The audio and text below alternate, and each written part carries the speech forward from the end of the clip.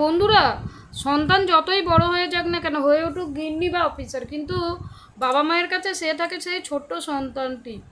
এটা তোমরা যখন বুঝতে পারবে, যখন তোমরা বাবা অথবা মা হয়ে উঠবে, তখনই বুঝতে পারবে একটা বাবা মায়ের কাছে তার সন্তানের কি মূল্য, বা কেন সে সন্তান বড় হয়ে যাওয়ার পরও সন্তানকে ছোট ভাবে। আজকের ব্লগটা শেয়ার করেছি আমার সমস্ত কাজকর্ম নিয়ে। ব্লগটা কন্টিনিউ দেখতে থাকো। আশা করছি ব্লগটা তোমাদের অনেক অনেক অনেক বেশি ভালো লাগবে। হ্যালো বন্ধুরা, good morning. Papai Sonai lifestyle ব্লগে তোমাদের অনেক স্বাগতম আর অনেক ভালোবাসা জানিয়ে আজকের ব্লগটা শুরু করছি। আজকে 30শে আগস্ট, শুক্রবার। আর সকালে উঠে আগে সকালের বাসি কাজকর্ম সেরে নিচ্ছি, তারপর তো রান্নাবান্না আছে। আর আগে উঠে কিন্তু আমি ছেলেকে ছেড়ে দিয়েছি, তারপরেই কাজকর্মই হাত দিয়েছি, কারণ মর্নিং স্কুল। ছেলেকে যদি না ছাড়ি তাহলে কিন্তু আমার কোনো কাজকর্ম হবে না। তাহলে চলো এখানে বাসি ঘরদোর মুছে একদম ফ্রেশ হয়ে সোজা চলে যাব রান্নাঘরে। তোমরা কিন্তু আমার সঙ্গে থাকো আর সাথে থাকো, আর এইভাবে আমাকে পাশে থেকে আমাকে ভালোবেসে যেও। ওদিকের বাসি কাজকর্ম সেরে চলে এসেছি, মানে ঘরদোরটা মোচা সেরে চলে এসেছি রান্নাঘরে। রান্নাঘরে কিন্তু বাসনপত্র পড়ে আছে, ভাবলাম আগে ঘরদোরটা মুছে নেওয়া যাক। মানে বলা করার তো কেউ নেই, শাশুড়ি মাও নেই বা খুশ শাশুড়ি কেউ নেই। সংসারটা এখন নিজের মন অনুযায়ী কাজকর্ম করি আমি। আর এদিকে দেখো অনেকগুলো বাসন, আগে একটু চা খেয়ে নিতে হবে। চলো আগে চাটা বসিয়ে নিই আর বাসনপত্রগুলো নামিয়ে রাখি। এখন তো আর কোনো ব্যাপার না, আগেকার যেমন বাসন মেজে চান করো কি কাপড় কাচো, এখন তো সব ভীম বাদ দিয়ে বাসন মাজা সিঙ্কে।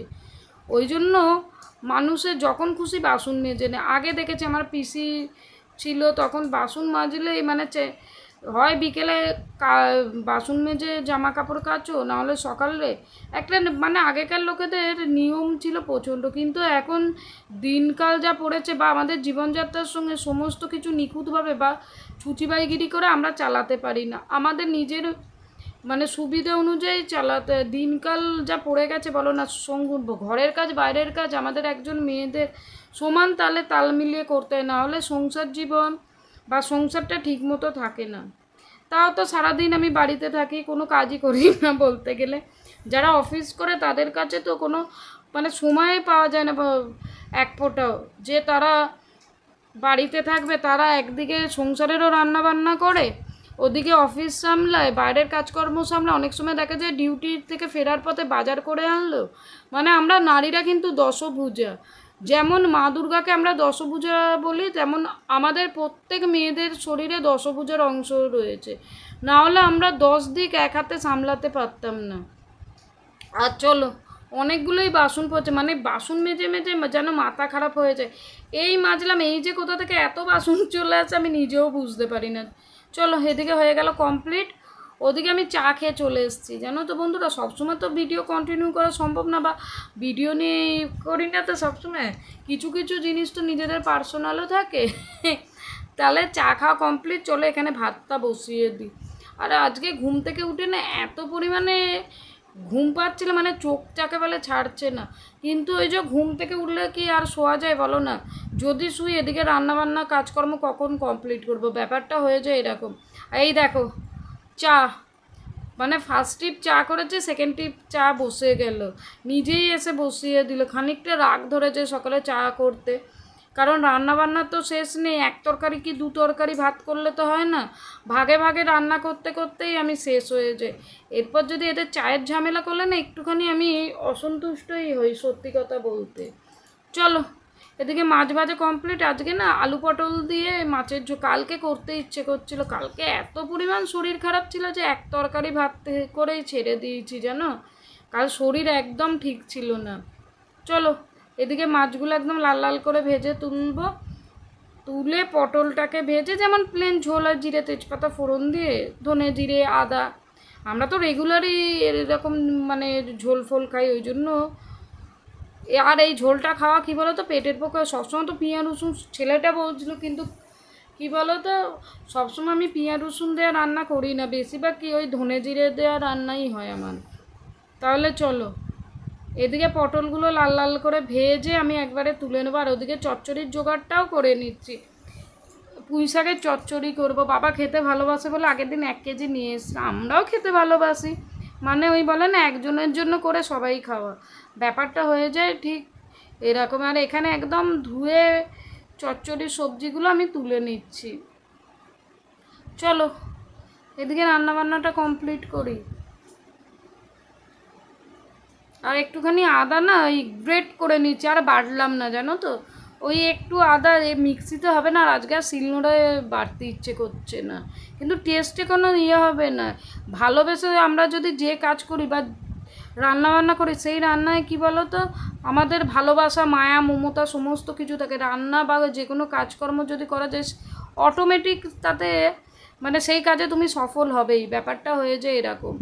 আর এদিকে সমস্ত রকম মশলা চলো অ্যাড করে দিই। আর আজকে মজার ব্যাপার হয়েছে কি বলো তো, মনে হয় নুন দিইনি জানো তো, ভিডিও করছি আমি সেটা ফলো করছি, মানে যখন রান্না করার পর ঝোলটা চাটলাম পুরো আলু নিয়ে জানো বন্ধুরা, মানে পাকা রাঁধুনি হোক বা কাঁচা রাঁধুনি হোক, অনেক সময় ভুলটা আমাদেরও হয়ে যায়। ভুল তো মানুষের বলে আসে না, ভুল সবার হয়, যে আমার ভুল হচ্ছে না, আমি পাকা রাঁধুনি বলে এই সমস্ত কথা। এই দেখো নুন দিইনি, বললাম না নুন দিইনি, মানে চাচ্ছিলাম এত বেশা কী আর বলবো বলো। আর এদিকে চচ্চড়িটা বসিয়ে দিলাম, একদম মানে নিরিমিষি চচ্চড়ি। নিরিমিষি মানে কি, পুঁই শাক মানেই তো আঁশ, আর চচ্চড়িতে একটু পেঁয়াজ ফোড়ন না দিলে সেই চচ্চড়ি টেস্ট হয় না। একটু পাঁচ ফোড়ন, তেজপাতা, একটু কাঁচা লঙ্কা, পেঁয়াজ ফোড়ন দিয়ে চচ্চড়িটা বসিয়ে দিচ্ছে। চচ্চড়িটা ভালো, এটা ডাল দিয়ে, তারপরে হচ্ছে তোমার ওই খিচুড়ি দিয়ে, ভাত দিয়ে, সমস্ত কিছু দিয়েই ভালো লাগে। আর আমাদের তো ডাল দেওয়া হয় না, আমরা এই প্রথম ভাতে খাওয়ার জন্যই করে। আর একটুখানি সামান্য চিনি অ্যাড করে দিলাম। চচ্চড়িতে যদি চিনি না দেওয়া হয় কী বলো তো, বেস্বাদ হয়ে যায়। আর যে কোনো জিনিসই একটু স্বাদ না হলে কী বলো তো বন্ধুরা, তাকে মানে রঙরূপেও দেখতে ভালো হবে আর টেস্ট হবে, তবেই তো মানুষে খেতে পারে বলো না, নাহলে বেস্বাদ জিনিসটা কি খাওয়া যায়? সত্যি মানে কথাটা শুনতে খারাপ হলে সত্যিকারের কথাটা তো এটাই। আর এদিকে একটু আলু চচ্চড়ি বসিয়ে দিচ্ছি, মানে সকালে এতগুলো আইটেম করতে নিয়ে নাকে মুখে করি বলে মোটামুটি 1.5 ঘন্টার ভেতরে রান্নাবান্নাটা কমপ্লিট করতে পারি, 1.5 থেকে 2 ঘন্টা। ওদিকে আলু চচ্চড়ি বসিয়ে দিচ্ছি, নাহলে জলখাবারে খাবোই বা কী করে বলো না। মুড়িটাও তো খেতে হবে, রুটি আর করছি না, কারণ ছেলে স্কুল নেই, মানে স্কুল আছে কি 1:30টার ভেতর চলে আসছে, নাহলে ও রুটি খেয়ে যায়। আর একা রাতে করতে খানিকটা একটু কষ্টই হয়ে যায় বুঝলে তো বন্ধুরা। কিন্তু ওই যে সংসার মানে সংসারকে যত করো সংসার আরও চায়, নিজেকে যতটা উজাড় করে দিতে পারবে সংসার তত, মানে যাকে বলে পুরুষ্ট, যেমন কোনো কিছু পুরুষ্টই সংসার তোমার হয়ে যাবে। এক কথা মানে আমার মন থেকে যে কথাটা উঠে আসলো আমি তোমাদেরকে সেটা মানে, সংসার তত খেলবে বা যে সংসার তত সফল হবে সাংসারিক দিক দিয়ে। চলো এদিকে চচ্চড়িটা কমপ্লিট হয়েছে, চলো চচ্চড়িটা নামিয়ে রেখে দিই। আর এদিকে তোমাদের দাদার ডালিয়াটা রেডি করে নেবো, মানে এখন তৈরি করব না, মোটামুটি 12টা থেকে 12:30টায় খাবে, ওই জন্য জিনিসটা রেডি করে একবারে সরিয়ে রাখবো, যখন খাবে তখন মানে গরম করে দিয়ে দেবো। আর এখানে একটুখানি ঘি অ্যাড করে দিলাম, সেদ্ধ জিনিস তো সামান্য যদি 2-4 ফোঁটা ঘি না দেওয়া হয় তাহলে কিন্তু খাবারটা খাওয়া যাবে না। আর এদিকে চলো ইয়েটা আমার গ্যাস ওভেনটা মোচামুচি করে নিই।